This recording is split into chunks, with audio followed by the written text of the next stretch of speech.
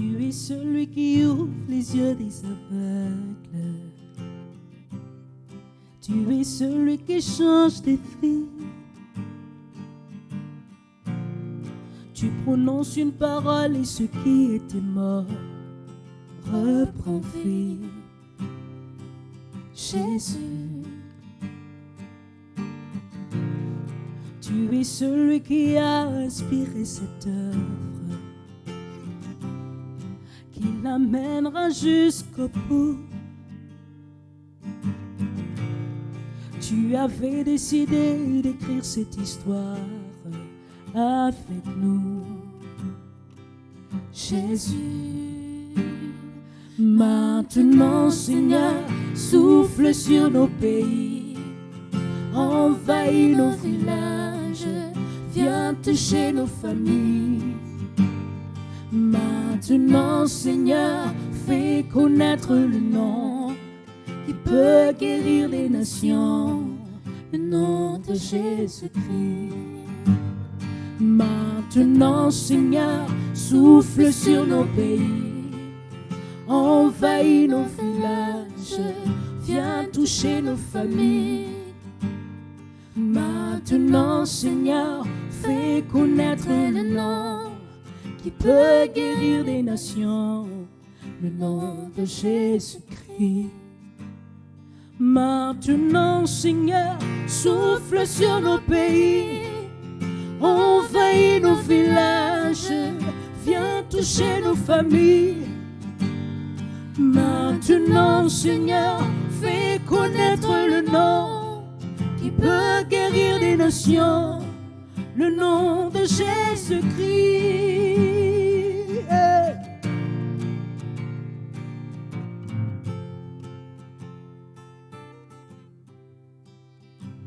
Jésus, Jésus, nous avons besoin de toi.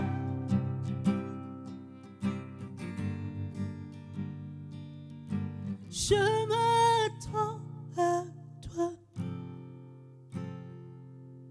J'ai besoin de toi. Je m'attends à toi. J'ai besoin de toi. J'ai besoin de toi. Je m'attends à toi. Oh oui, oh oui, oui. J'ai besoin de toi. Je m'attends à toi. Je m'attends à toi. Dans mes études, dans ma famille, j'ai besoin de toi. Pour ma santé, pour mes enfants, je m'attends à toi. Dans mes finances et dans mon cœur, j'ai besoin de toi. Mon corps, mon esprit et mon âme, je m'attends à toi. J'ai besoin de toi. Je m'attends à toi. Je m'attends à toi. J'ai besoin de toi. Maintenant, Seigneur, souffle sur nos pays, envahis nos villages, viens toucher nos familles. Maintenant, Seigneur, fais connaître le nom qui peut guérir les nations, le nom de Jésus-Christ. Maintenant, Seigneur, souffle sur nos pays, envahis nos villages, viens toucher nos familles.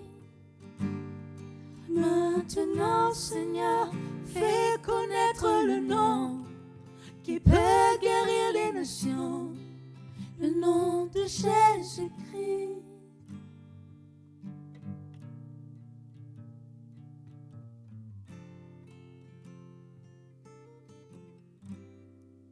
Le nom de Jésus-Christ.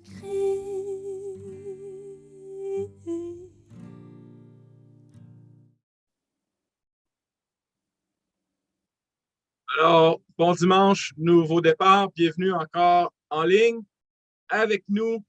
Et c'est un plaisir d'être avec vous. Nous espérons que bientôt, nous allons nous revoir en présentiel, nous revoir ensemble, l'Église ensemble. Et je bénis Dieu quand même pour la technologie, pour les moments qu'il nous donne ensemble, qu'il nous permet d'être connectés malgré le fait que nous ne sommes pas ensemble en présentiel. Mais nous continuons de prier pour nos gouvernements, pour M. Legault et M. Trudeau, afin que les restrictions sanitaires puissent tomber et de nous permettre enfin, en tant qu'Église, d'être ensemble, d'être réunis à nouveau les dimanches matins. Donc, nous sommes toujours dans cette série, la série Je suis. Et ce matin, ce n'est pas nécessairement une déclaration de Jésus, mais vu que demain, c'est la fête de l'amour, la Saint-Valentin, j'ai cru bon d'emmener un message sur l'amour et de parler de l'apôtre Jean.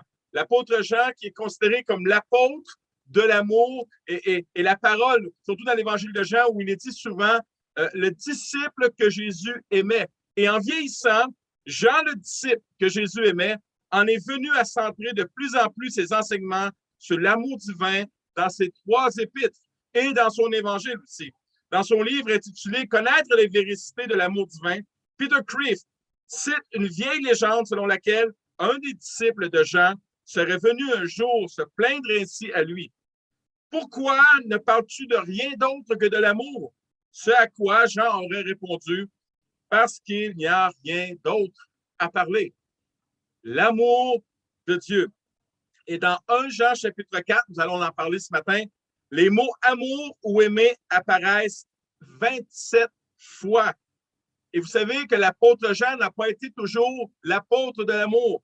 Jean a manifesté souvent dans sa vie un manque d'amour, mais il marchait avec celui qui est amour.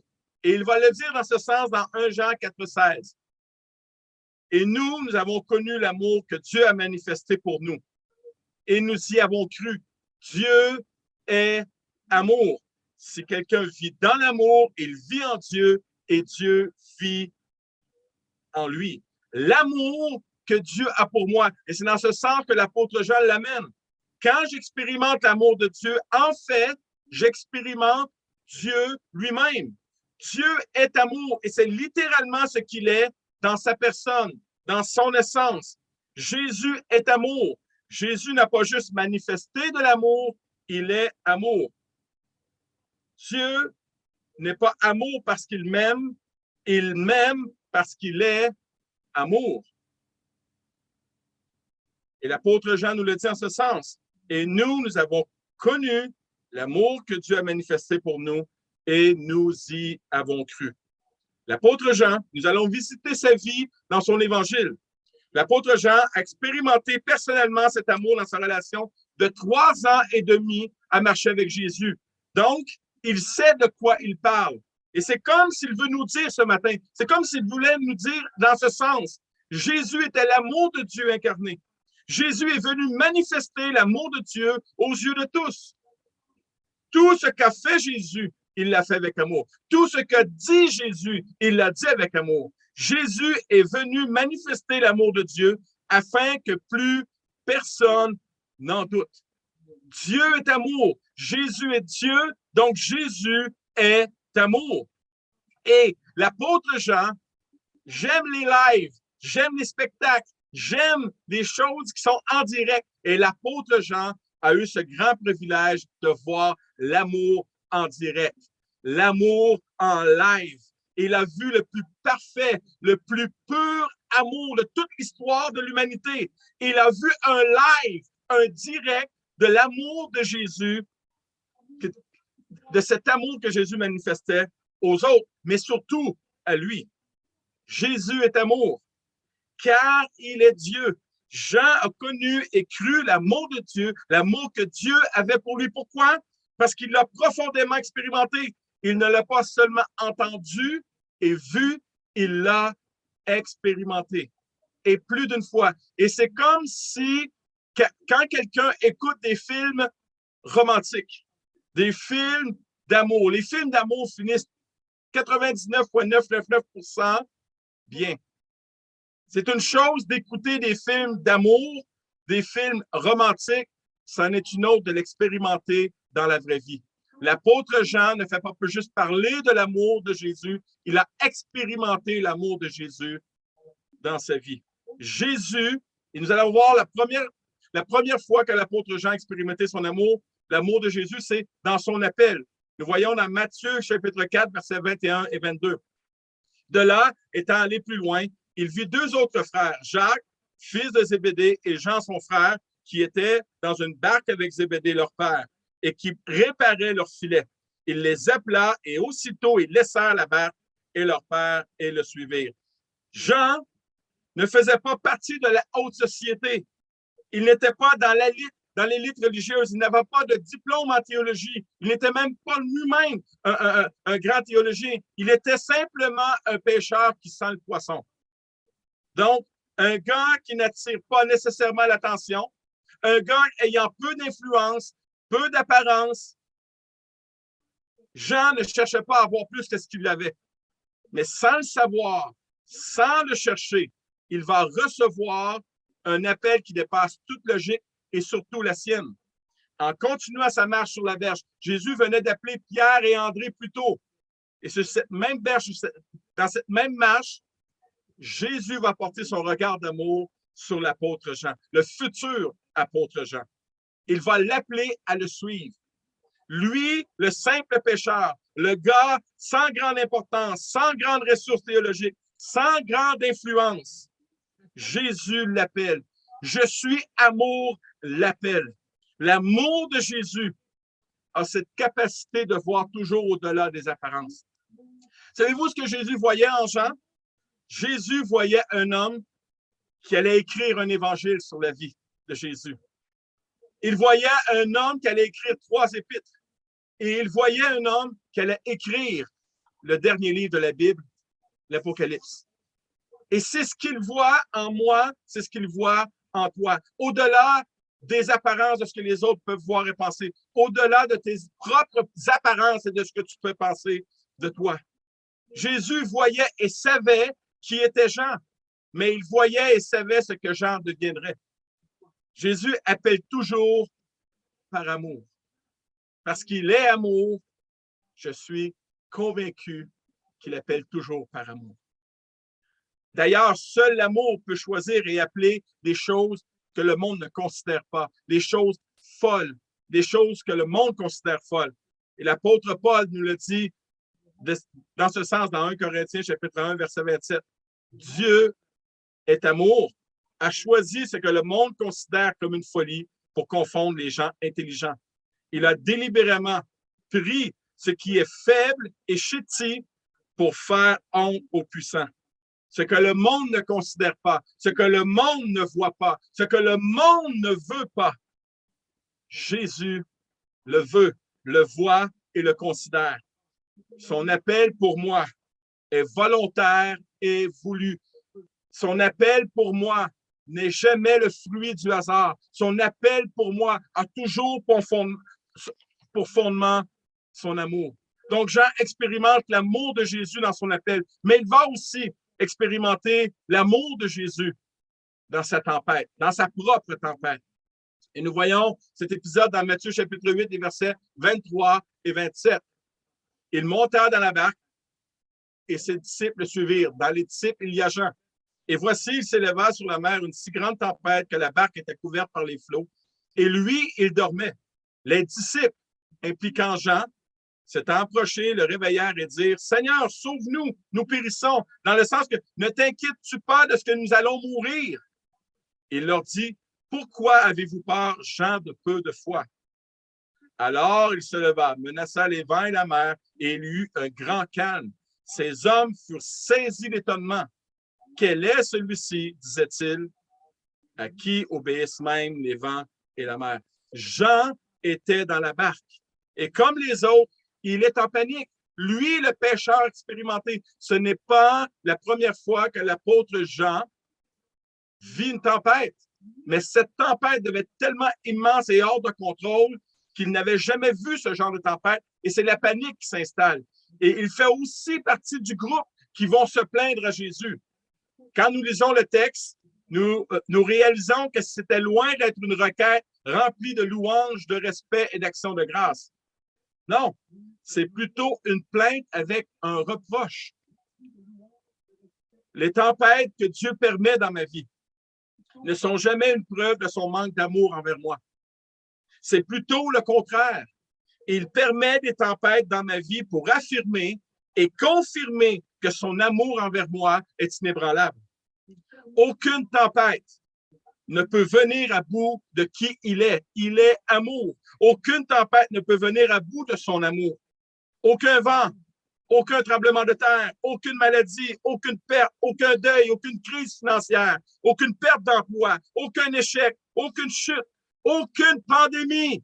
Vous devriez dire amen, aucune pandémie, aucune épreuve ne peut affaiblir envers moi son amour. Aucune. Celui qui est amour dormait au bout de la barque, mais son amour ne dormait pas. Alléluia. Celui qui est amour dormait au bout de la barque, mais son amour ne dormait pas. L'amour de Jésus pour moi est toujours prêt à m'accompagner et à me sortir de mon épreuve. Jésus en a la capacité. Jésus est amour et le grand je suis. L'amour de Jésus se soucie de ma vie. Alors que Jean et ses amis disent, ne te soucies-tu pas de ce qui se passe, de ce que nous allons périr? Non, non, non. Jésus se soucie de ma vie dans la tempête que je traverse, dans l'épreuve que je traverse. Oh oui, il se soucie de moi. Son amour se soucie de moi. Pendant que je me soucie plus de mon épreuve que de son amour, lui, Jésus se soucie plus de moi que de mon épreuve. Jésus n'est pas intéressé par ton épreuve, il est intéressé par toi. Son regard d'amour se porte sur moi et jamais il ne me perd de vue. Jamais. Et nous pouvons voir cela dans Marc chapitre 6, verset 48. Alors que les disciples sont encore dans une tempête, il dit ceci. Il vit qu'ils avaient beaucoup de peine à ramer car le vent leur était contraire. Il vit, il voit ta tempête, mais il te voit encore plus toi au milieu de ta tempête. L'amour que Jésus me porte voit tout.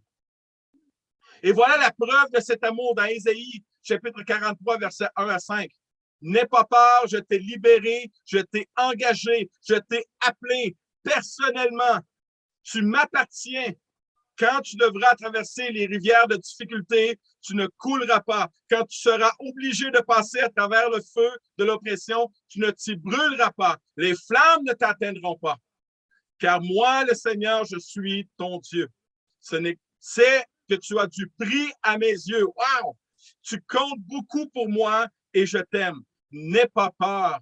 Je suis avec toi. Ne panique pas. Je suis avec toi. Et si je suis avec toi, mon amour est avec toi. Tu vas être mouillé dans la tempête, mais tu ne te noieras pas. Tu vas avoir chaud dans l'épreuve, mais tu ne te brûleras pas. Cantique 8:7 nous fait cette promesse. Les grandes eaux de l'épreuve ne peuvent éteindre l'amour de Jésus, ne peuvent atteindre l'amour de Dieu. Et les fleuves ne le submergeraient pas. Il n'y a rien qui ne peut venir à bout de l'amour de Jésus. Rappelez-vous, celui qui est amour dort au bout de la barque, mais son amour ne dort pas. Et le verset 26, il leur dit, « Pourquoi avez-vous peur, gens de peu de foi? » Alors il se leva. Je suis amour se leva, menaça les vents et la mer, et il y eut un grand calme. C'est comme si Jésus disait, pourquoi doutez-vous de mon amour? Douter de Jésus, c'est de douter de son amour. Pourquoi n'avez-vous pas confiance en mon amour? Donc, l'apôtre Jean a vu la manifestation de l'amour de Jésus dans son appel. Jean a vu la manifestation de l'amour de Jésus dans son épreuve. Mais il a aussi, Jean, vu l'amour de Jésus dans son mauvais caractère égoïste. Oui, oui, oui, l'apôtre de l'amour était un apôtre égoïste. Et nous allons le voir dans Marc chapitre 9, versets 33 et 34. Ils arrivèrent à Capernaum. Lorsqu'il fut dans la maison, Jésus leur demanda, « De quoi discutiez-vous en chemin? » Mais ils gardèrent le silence rempli de honte. Car en chemin, ils avaient discuté entre eux pour savoir qui était le plus grand. Et j'ai intitulé ces deux versets « L'orgueil à l'état pur ». Jésus est amour, même quand je veux être le plus grand. Quand je me mets en avant en parlant de mes exploits tout en rabaissant les autres. Et je vois très bien Jean et ses amis. Moi, je suis le plus grand parce que j'ai chassé 3 démons. Ouais, mais moi, je suis plus grand parce que j'ai guéri 2 malades et chassé 8 démons. C'est comme aujourd'hui une histoire de pêche. Moi, j'ai fait un miracle. Moi, j'en ai fait 4. C'est moi qui mérite d'être le premier. C'est moi qui mérite d'être le plus grand. Et ils se rabaissent les uns les autres. Ils se compétitionnent les uns les autres. Jésus m'aime quand je suis en mon pire, quand je suis égoïste, quand je veux la première place, quand je me sers des autres comme une échelle pour m'élever. Jésus m'aime quand je cherche un ministère pour me mettre à la vue de tous et pour montrer à quel point je suis bon tout en recherchant leur louange. Jésus m'aime quand je désire la première place par égoïsme et gloire personnelle. Jésus est amour. Et Jésus m'aime et m'enseigne. Verset 35. Alors il s'assit, appela les 12 et Jean, et leur dit, si quelqu'un veut être le premier, il sera le dernier de tous et le serviteur de tous. Si tu veux être le plus grand, sois le plus petit. Si tu veux être le plus grand, sers les autres. Voilà la leçon de Jésus. Et Jésus enseigne toujours avec amour.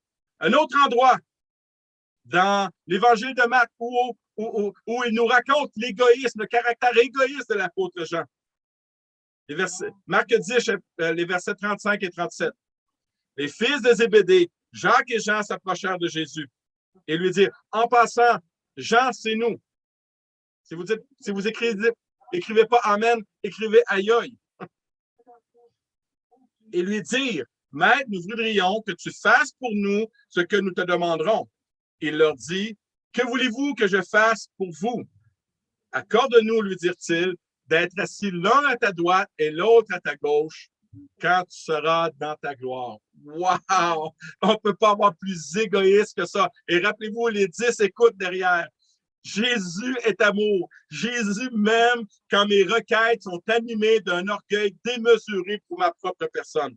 Je vais être big sur la terre, Seigneur, mais je vais être encore plus big dans le ciel. Je vais avoir une gloire sur la terre, Seigneur, mais je vais être encore plus glorieux au ciel. Je vais être juste à côté de toi. Une requête basée sur nos mérites. Jésus m'aime quand mes requêtes de prière sont centrées sur ma propre personne, sur ma propre gloire. Jésus est amour quand je fais des requêtes qui vont m'élever au-dessus des autres. Oh Seigneur, remplis-moi de ta gloire pour que les autres sachent à quel point tu m'utilises. Jésus est amour quand mes requêtes me servent plutôt qu'elles ne le servent et servent les autres. Jésus est amour. Il m'aime, même si mes requêtes sont à des milles de sa volonté. Dans son amour, il est patient et m'enseigne sur le comment aligner mes requêtes sur la volonté de Dieu. Ah là, l'enseignement rempli d'amour de Jésus au verset 40. Pour ce qui est d'être assis à ma droite ou à ma gauche, cela ne dépend pas de moi et sera donné qu'à ceux à qui cela est réservé. Ne te préoccupe pas d'être assis à sa droite ou à sa gauche.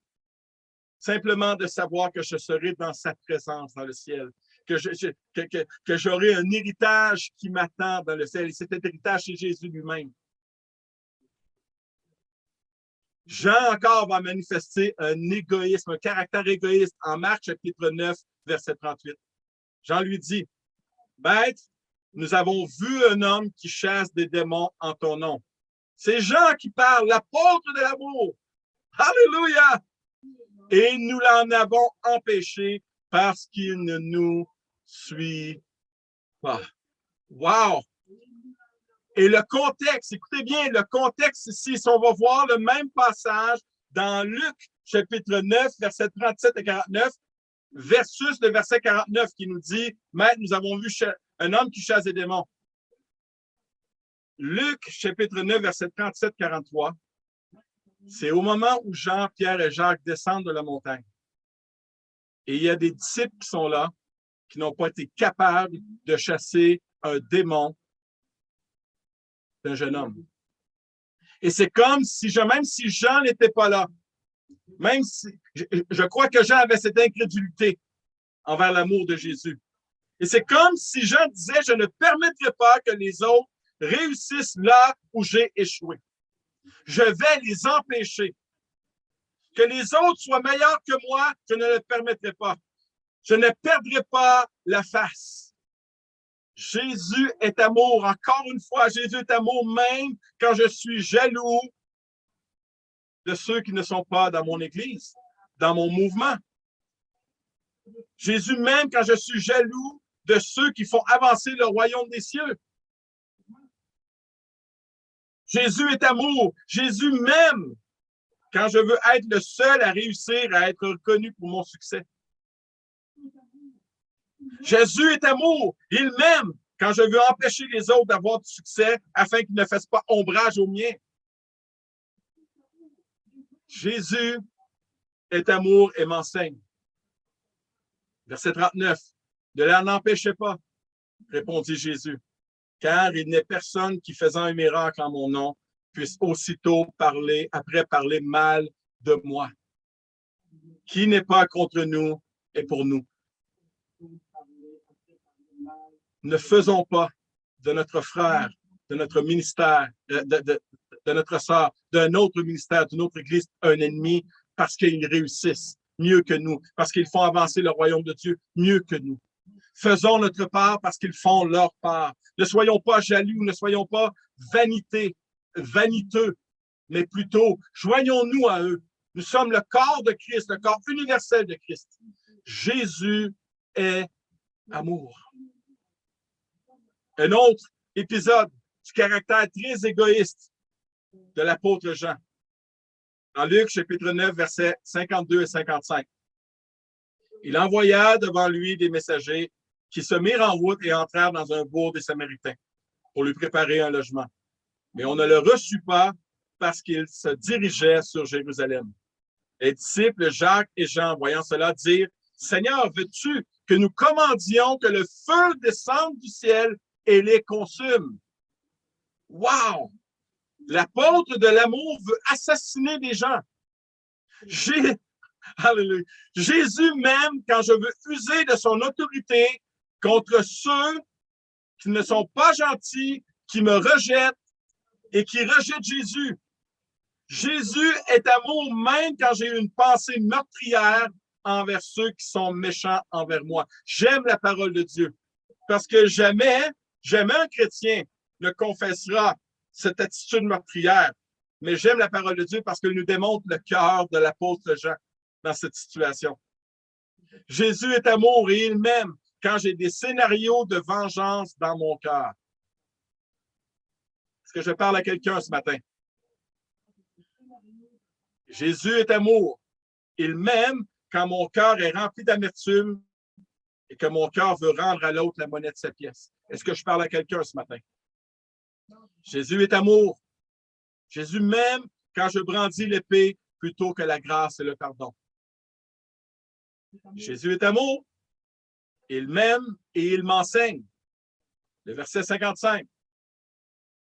Jésus se tourna vers eux et les réprimanda, disant, « Vous ne savez de quel esprit vous êtes animés, car le Fils de l'homme est venu non pour perdre les âmes des hommes, mais pour les sauver. » Jean, ce caractère égoïste, est enseigné par l'amour le plus pur, le plus parfait. Et je crois que dans son cheminement, il y a quelque chose dans le cœur de Jean qui s'est changé. Pourquoi? Parce qu'il entendait, il voyait cet amour live, cet amour qui était rejeté, mais cet amour jamais qui le méprisait, qui ne voulait se venger. Et Jean était présent au moment où Jésus se fait arrêter et où l'apôtre Pierre prend l'épée et tranche l'oreille de Malchus, le serviteur du souverain sacrificateur. Et il dit, « Serre ton épée. Ne sais-tu pas que j'ai l'autorité d'appeler des légions d'anges pour venir me défendre? » Jean entend l'amour. L'amour qui veut sauver et non pas qui veut faire périr. Jésus est amour. quand Jean est au pied de la croix. Jean chapitre 19, verset 26. Jésus, voyant sa mère et auprès d'elle le disciple qu'il aimait. Jean est au pied de la croix, le seul des disciples qui est là. Jean a vu et entendu l'amour. Jean a entendu l'amour qui se donne, qui se sacrifie pour l'autre, qui pardonne et qui tend la main pour le salut de l'autre.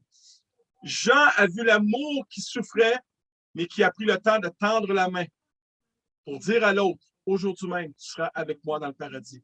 Jean est au pied de la croix alors qu'il entend le mépris, le rejet de ceux qui sont au pied de la croix. Il entend cet amour dire, Père, pardonne-leur, car ils ne savent ce qu'ils font. Jésus, Dieu est amour. Il voit, il entend Jésus mourir pour ses propres péchés à lui, mourir pour son manque d'amour à lui. Jean voit et entend. Jésus est amour pour Jean au tombeau vide. Jean chapitre 20, les versets 1 à 8. Le premier jour de la semaine, Marie de Magdala se rendit au sépulcre dès le matin, comme il faisait encore obscur, et elle vit que la pierre était ôtée du sépulcre. Elle courut vers Simon-Pierre et vers l'autre disciple que Jésus aimait, l'apôtre Jean. Et elle dit, ils ont enlevé du sépulcre le Seigneur et nous ne savons où ils l'ont mis. Pierre et l'autre disciple sortirent et allèrent au sépulcre. Ils couraient tous deux ensemble, mais l'autre disciple courut plus vite que Pierre et arriva le premier au sépulcre. S'étant baissé, il vit les bandes qui étaient à terre. Cependant, il n'entra pas. Simon-Pierre, qui le suivait, arriva et entra dans le sépulcre. Il vit les bandes qui étaient à terre et le linge qu'on avait mis sur la tête de Jésus. Non pas avec les bandes, mais plié dans un endroit à part. Alors, l'autre disciple qui était arrivé, l'apôtre Jean, le premier au sépulcre, entra aussi, il vit et il crut. Qu'est-ce qu'il a vu? Qu'est-ce qu'il a cru? Qu'est-ce qu'il a expérimenté? Il a expérimenté que l'amour tient ses promesses. Jésus avait dit que le troisième jour, il ressusciterait. Et Jean n'était pas en mode résurrection. D'ailleurs, il est caché, il a peur. Il n'est pas en mode résurrection. D'ailleurs, ce n'est pas lui qui est arrivé au tombeau en premier, oui, avec Pierre, mais c'est la femme qui était là en premier, les deux femmes qui étaient là. L'amour tient toujours ses promesses. C'est ce qu'il a expérimenté. Jésus l'avait dit. Ce n'était pas un fake news. L'amour de Dieu n'est jamais un fake news. Quand Jésus dit, car Dieu a tant aimé le monde qu'il a donné son Fils unique, ce n'est pas un fake news, devrait dire Amen. Dieu est amour. Son amour pour nous a déclenché la puissance nécessaire qui a fait en sorte que Jésus est ressuscité. La résurrection de Jésus n'est pas un fake news. Tout ce que Dieu fait et dit est animé par son amour. Et l'apôtre Jean l'a expérimenté devant le tombeau vide. L'apôtre Jean, à la fin de sa vie, alors qu'il est sur l'île de Patmos, alors qu'il est dans un lieu désert, va recevoir par amour la dernière révélation qui va clore, qui va sceller le Nouveau Testament. Apocalypse, chapitre 1, verset 1. Révélation de Jésus-Christ que Dieu lui a donné à Jean pour montrer à ses serviteurs, nous, les choses qui doivent arriver bientôt et qu'il a fait connaître par l'envoi de son ange à son serviteur Jean. Jean est à la fin de sa vie. Jean a écrit ses épîtres. Jean est un homme rempli d'amour. Et c'est comme si Jésus dit, je vais te donner, je vais te faire confiance pour amener la dernière révélation qui va sceller mes paroles une fois pour toutes. Jésus est amour. Jésus fait confiance à Jean pour qu'il puisse écrire fidèlement ses dernières paroles. Jésus est amour. Jésus se révèle à Jean, mais il se révèle à moi aussi. Pourquoi? Parce qu'il ne veut pas que je sois ignorant et terrifié par ce qui se produira à la fin des temps. Jésus est amour. Il m'aime et me révèle la gloire et la beauté de sa personne et du ciel. Jésus est amour. Jésus m'aime et me décrit le climat, l'atmosphère, l'ambiance qu'il y aura au ciel afin de me donner de l'espérance dans ce monde sans espérance. Apocalypse 21, verset 4 nous dit, il essuiera toutes larmes de leurs yeux. Alléluia! Et la mort ne sera plus. Il n'y aura plus ni deuil, ni cri, ni douleur, car les premières choses ont disparu. Imaginez Jean qui est sur l'île de Patmos, qui est sur le point de mourir dans sa vieillesse, où il reçoit cette révélation, où il est appelé à les écrire pour nous aujourd'hui, par amour. Par amour. Jésus est amour. Et pour moi, aujourd'hui, qui doute si souvent de l'amour de Jésus, car si je doute de Jésus, je doute de son amour.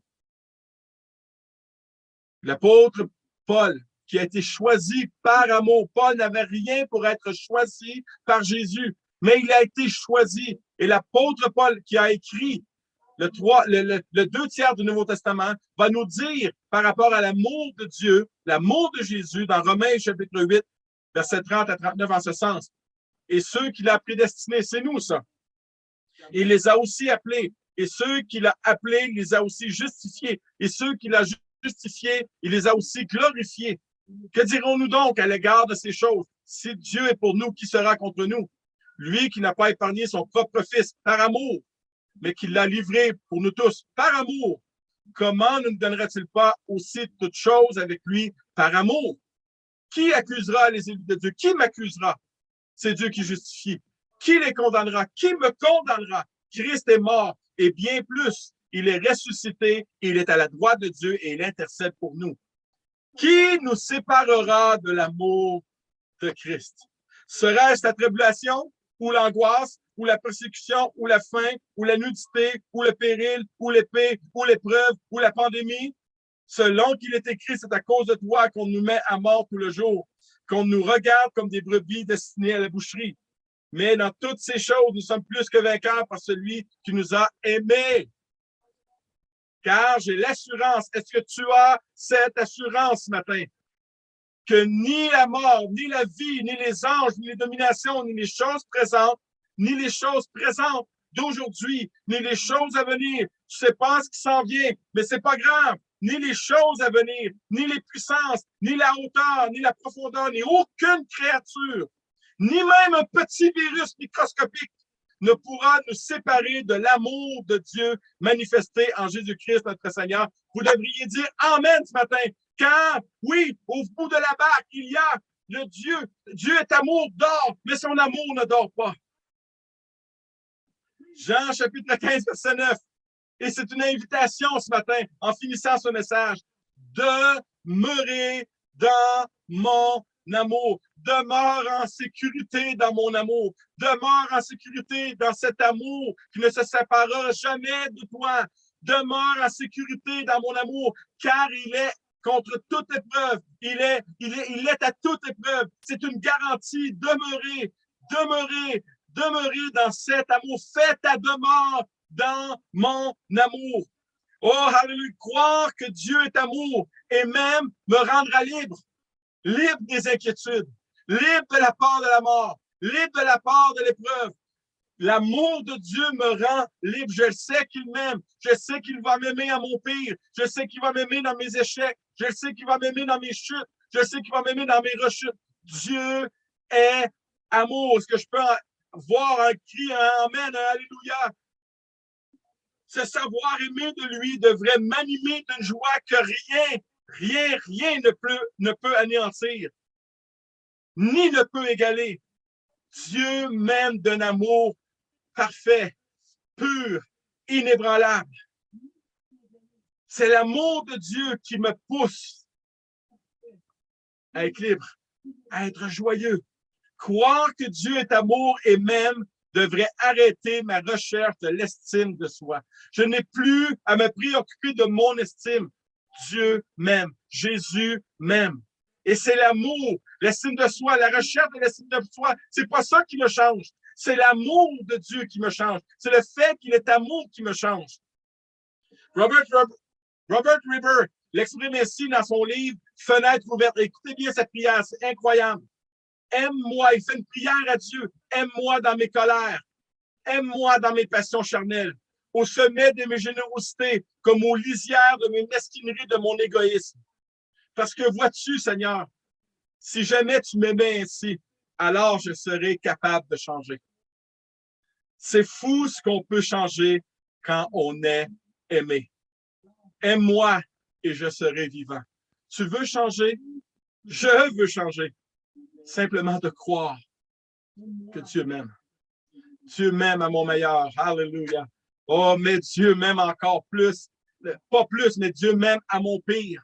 2 fois, alléluia. Et j'aimerais prier pour Nouveau Départ ce matin avec un texte que l'apôtre Paul nous a laissé dans Éphésiens, chapitre 3, les versets 14 et 21. Et je veux que tu prennes cette prière personnelle pour toi. Je prie pour chaque membre de l'Église Nouveau Départ. À cause de cela, je fléchis les genoux devant le Père Nouveau Départ, duquel tire son nom toute famille dans les cieux et sur la terre, afin qu'il te donne nouveau départ, selon la richesse de sa gloire, être puissamment fortifié par son esprit dans l'homme intérieur, dans la femme intérieure, en sorte que Christ habite dans vos cœurs par la foi, afin qu'étant enraciné et fondé dans l'amour, vous puissiez comprendre avec tous les saints quelle est la largeur, la longueur, la profondeur et la hauteur, et de connaître l'amour de Christ qui surpasse toute connaissance, en sorte que vous soyez remplis jusqu'à toute la plénitude de Dieu. Or, à celui qui peut faire par son amour, par la puissance qui agit en nous, infiniment au-delà de tout ce que nous demandons et pensons. À lui soit la gloire dans l'Église, Nouveau Départ, et en Jésus-Christ, dans toutes les générations, au siècle des siècles. Amen. Et vous savez quoi? Dieu va répondre à cette prière parce que nous prions selon sa volonté. Et Dieu nous aime. Dieu veut glorifier son amour dans la vie. Dieu veut manifester son amour dans ma vie. Dieu veut me transformer par amour pour les choses de ma vie.